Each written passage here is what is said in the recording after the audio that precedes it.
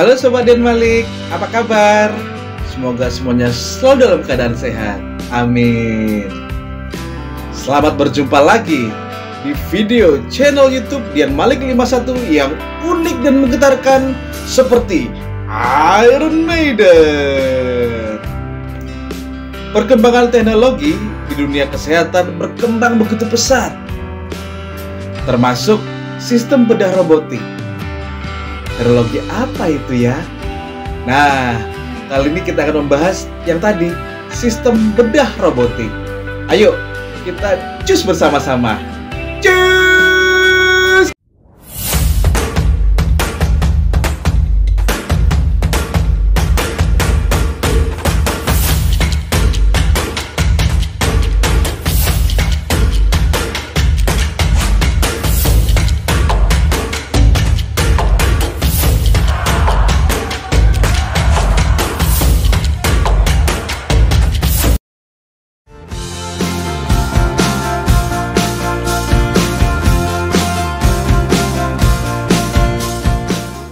Bedah robotik adalah jenis prosedur pembedahan yang dilakukan dengan menggunakan sistem robotik.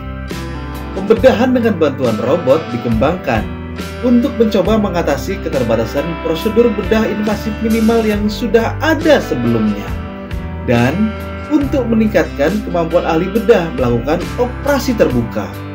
Dalam kasus bedah invasif minimal yang dibantu robot, alih-alih memindahkan instrumen secara langsung, dokter bedah menggunakan salah satu dari dua metode untuk mengelola instrumen.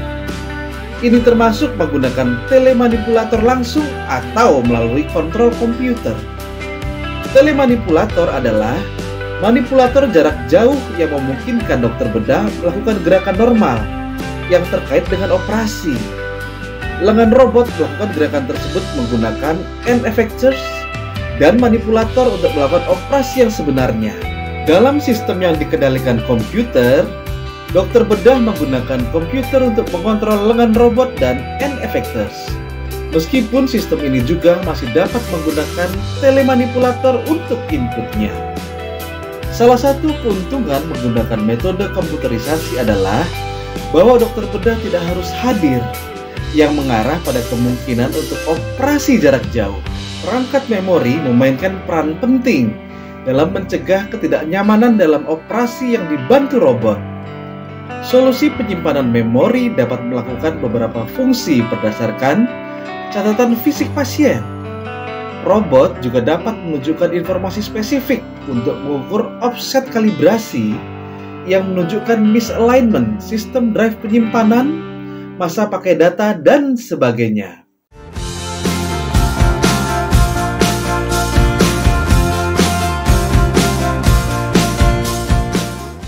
Sistem robotik telesurgery yang menjadi dasar sistem bedah Da Vinci dari perusahaan bernama Intuitive Surgical mulanya dikembangkan di Stanford Research Institute International di Menlo Park dengan dukungan hibah dari DARPA dan NASA. Demonstrasi anastomosis usus terbuka diberikan kepada Asosiasi Ahli Bedah Militer Amerika Serikat. Meskipun robot telesurgical pada awalnya dimaksudkan untuk memfasilitasi operasi jarak jauh yang dilakukan di medan perang dan lingkungan terpencil lainnya, ternyata lebih berguna untuk operasi di tempat dengan invasif minimal. Paten untuk prototipe awal ini dijual ke Intuitive Surgical di Mountain View, California. Sistem Da Vinci merasakan gerakan tangan dokter bedah dan menerjemahkannya secara elektronik ke dalam gerakan mikro yang diperkecil untuk memanipulasi instrumen kecil yang dimiliki. Alat ini juga mendeteksi dan menyaring setiap getaran pada gerakan tangan dokter bedah, tremor, sehingga tidak diduplikasi secara robotik. Kamera yang digunakan dalam sistem memberikan gambar stereoskopik sejati yang ditransmisikan ke konsul ahli bedah. Robot Da Vinci melekat pada trokars kemeja bedah dan dapat meniru pergelangan tangan manusia. Pada tahun 2000, Da Vinci memperoleh persetujuan FDA untuk prosedur laparoskopi umum dan menjadi robot bedah pertama di Amerika Serikat. Contoh penggunaan sistem Da Vinci termasuk bypass jantung berbantuan robot pertama dilakukan di Jerman pada Mei 1998 dan yang pertama dilakukan di Amerika Serikat pada September 1999 dan transplantasi ginjal berbantuan robot pertama dilakukan pada Januari 2009. Sistem bedah robot Da Vinci merupakan satu-satunya robot yang disetujui FDA untuk melakukan operasi kepala dan leher. Pada tahun 2006, 3 pasien menjalani reseksi lidah menggunakan teknik ini. Hasilnya adalah visualisasi yang lebih jelas dari saraf kranial, saraf lingual, dan arteri lingual, dan pasien memiliki pemulihan yang lebih cepat untuk menelan secara normal.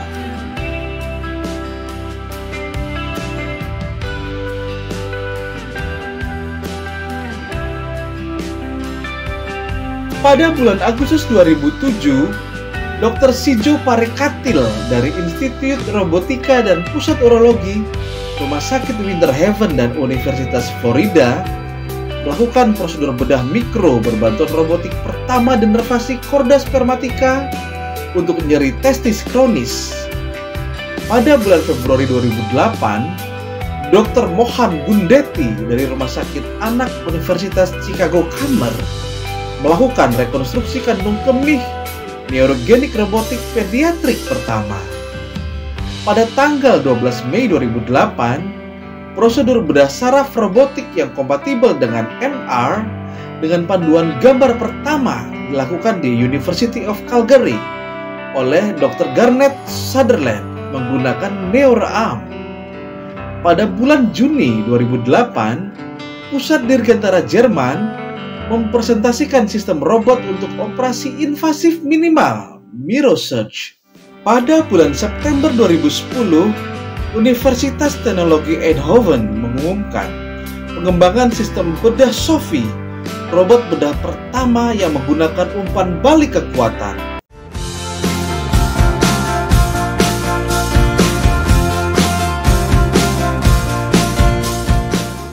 Oftalmologi mata. Oftalmologi menjadi bagian dari operasi yang dibantu robot dengan sukses. Sebagai contoh, sistem bedah Precise digunakan untuk operasi vitreoretinal. Ini adalah robot lengan tunggal yang dimanipulasi oleh seorang dokter bedah. Sistem ini menempel pada kepala meja ruang operasi dan memberikan dokter bedah dengan peningkatan presisi dengan bantuan pengontrol gerakan intuitif. Precise adalah satu-satunya instrumen robotik yang mendapat sertifikasi CE. Berikutnya, sistem bedah Da Vinci. Meskipun tidak secara khusus dirancang untuk prosedur mata, menggunakan telemanipulation untuk melakukan perbaikan pterygium dan operasi kornea ex vivo.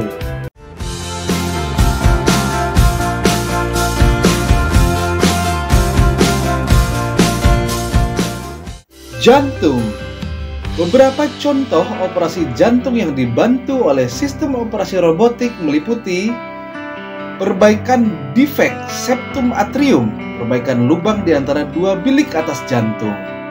Kemudian, perbaikan katup mitral, perbaikan katup yang mencegah darah memuntahkan kembali ke bilik jantung bagian atas selama kontraksi jantung.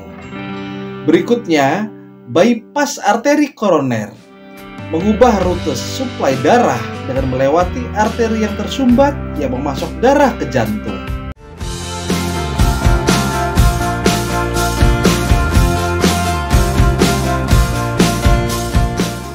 Toraks.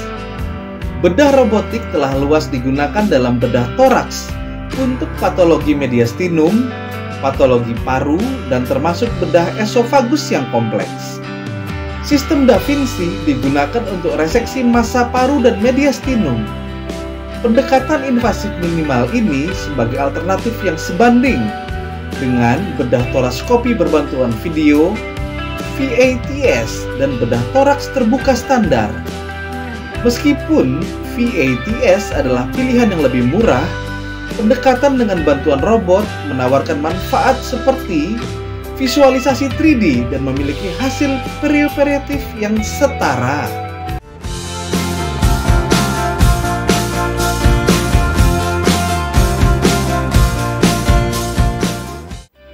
IHT.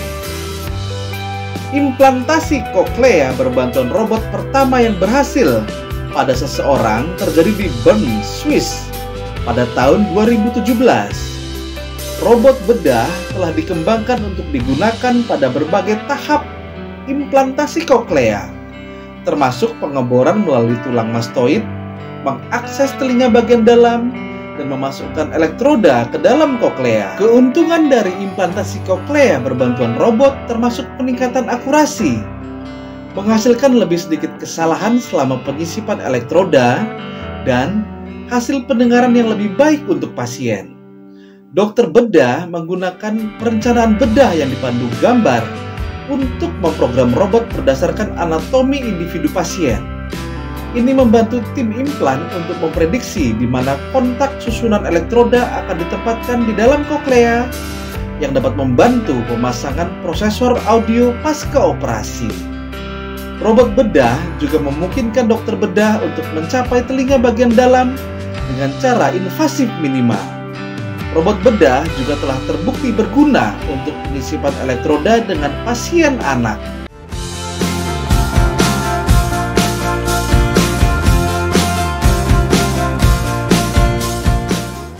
Gastrointestinal. Beberapa jenis prosedur telah dilakukan dengan sistem robot Zeus atau Da Vinci, termasuk operasi bariatrik dan gastrektomi. Dokter bedah di berbagai universitas awalnya menerbitkan seri kasus yang menunjukkan teknik yang berbeda dan kelayakan operasi gastrointestinal menggunakan perangkat robot.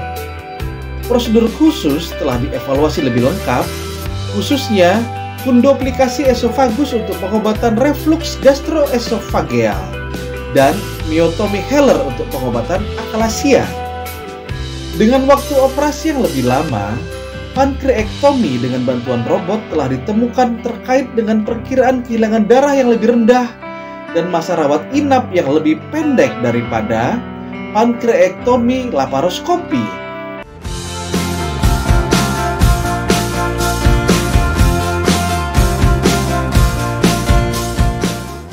Ginekologi. Laporan pertama bedah robotik dalam ginekologi diterbitkan pada tahun 1999 dari Klinik Cleveland. Penerapan bedah robotik telah berkontribusi pada peningkatan bedah invasif minimal untuk penyakit ginekologi. Prosedur ginekologi mungkin memakan waktu lebih lama dengan operasi dengan bantuan robot, dan tingkat komplikasi mungkin lebih tinggi, tetapi tidak ada cukup penelitian berkualitas tinggi untuk diketahui saat ini. Penggunaan sistem bedah Da Vinci juga dapat dilakukan dalam ginekologi jinak dan onkologi ginekologi. Operasi robotik dapat digunakan untuk mengobati fibroid, menstruasi yang tidak normal, endometriosis, tumor ovarium, prolaps rahim. Menggunakan sistem robotik, ginekolog dapat melakukan histerektomi, myomektomi, dan biopsi kelenjar getah bening.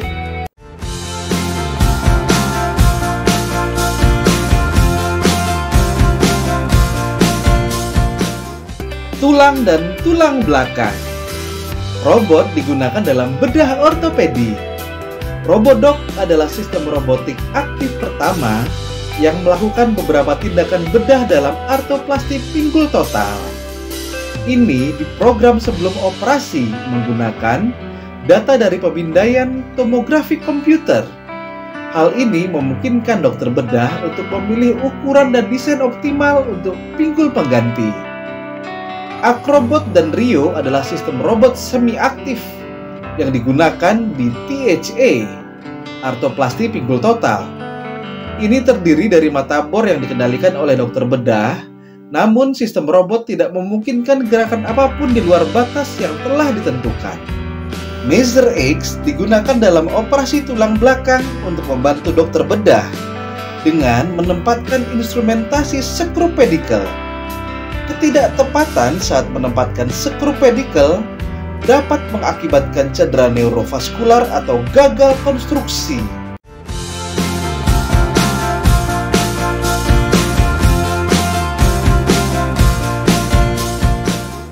Bedah umum.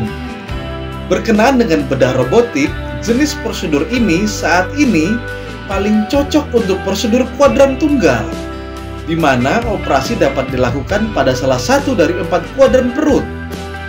Kerugian biaya diterapkan dengan prosedur seperti kolesistektomi dan fundoplikasi, tetapi merupakan peluang yang cocok bagi dokter bedah untuk meningkatkan keterampilan bedah robotik mereka.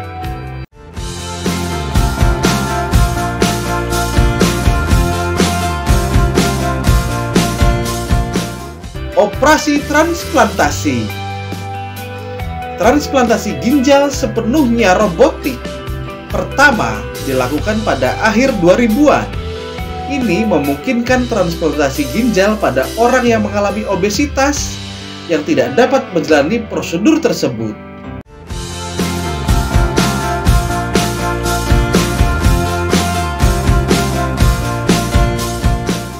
Urologi. Bedah robotik di bidang urologi telah menjadi umum, terutama di Amerika Serikat. Beberapa telah menemukan bukti tentatif pengangkatan kanker yang lebih lengkap dan lebih sedikit efek samping dari operasi untuk prostatektomi. Pada tahun 2000, prostatektomi radikal laparoskopi berbantuan robot pertama dilakukan. Bedah robotik juga telah digunakan dalam sistektomi radikal. Sebuah tinjauan tahun 2013 menemukan lebih sedikit komplikasi dan hasil jangka pendek yang lebih baik jika dibandingkan dengan teknik terbuka.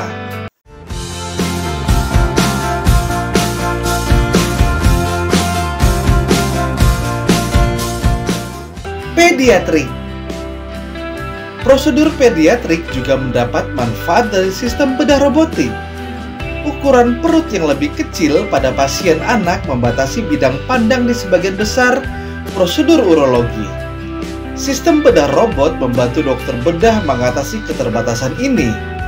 Teknologi robot memberikan bantuan dalam melakukan 1. Pyeloplasty, alternatif dari pyeloplasty terbuka konvensional.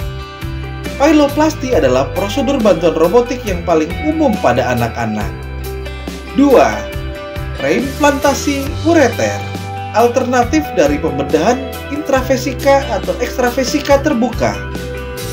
3. Ureterostomy, alternatif pendekatan transperitoneal. 4. Nefrektomi dan heminefrektomi secara tradisional dilakukan dengan laparoskopi. Biaya dengan prosedur robotik terlalu tinggi.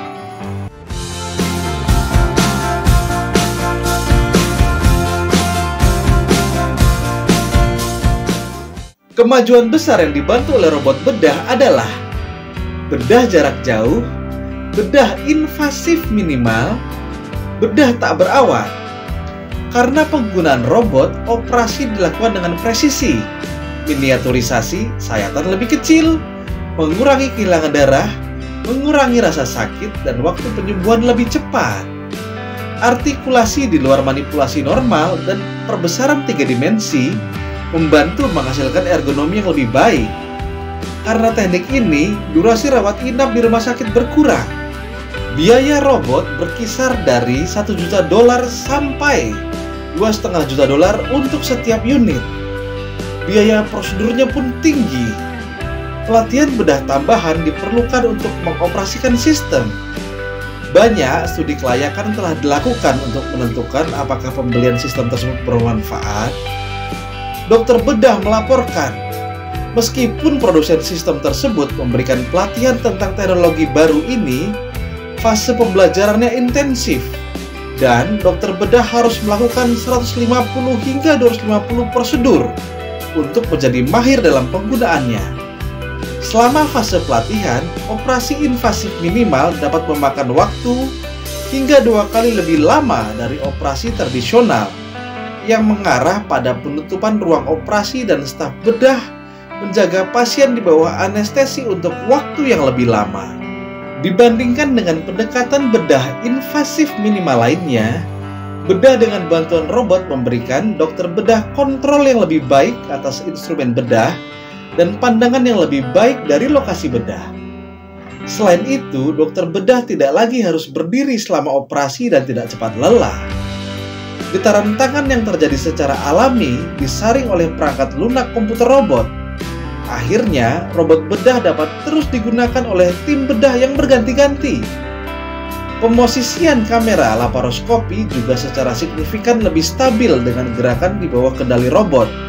Sebelumnya, ada beberapa masalah sehubungan dengan penggunaan operasi robotik dalam aplikasi klinis. Ada kekurangan haptics di beberapa sistem robot yang saat ini digunakan secara klinis, yang berarti tidak ada umpan balik kekuatan dan umpan balik sentuhan. Tidak ada interaksi antara instrumen dan pasien yang dirasakan. Namun, seiring perkembangan teknologi, robot Senhance oleh Asensus Surgical juga telah dikembangkan dengan umpan balik haptik untuk meningkatkan interaksi antara dokter bedah dan jaringan. Kongres Ahli Obstetri dan Ginekologi Amerika mengatakan bahwa masih diperlukan penelitian lebih lanjut yang menunjukkan hasil jangka panjang lebih unggul daripada hasil setelah operasi laparoskopi tradisional.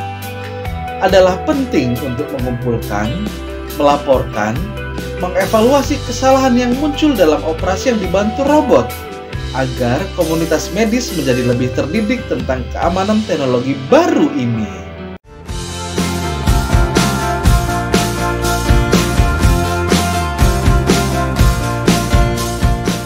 Nah, demikianlah pembahasan kali ini tentang sistem bedah robotik. Terima kasih sudah bertahan sampai menit ini. Bila ada sumur di ladang, ya nggak apa-apa. Mari kita mandi di rumah masing-masing. Bila Sobat Den Malik merasa informasi ini bermanfaat, tolong di-share seluas-luasnya kepada Sobat Den Malik lainnya. Bisa juga untuk like dan subscribe. Karena like dan subscribe dari Sobat Den Malik adalah energi bagi saya untuk terus berkarya dengan semangat.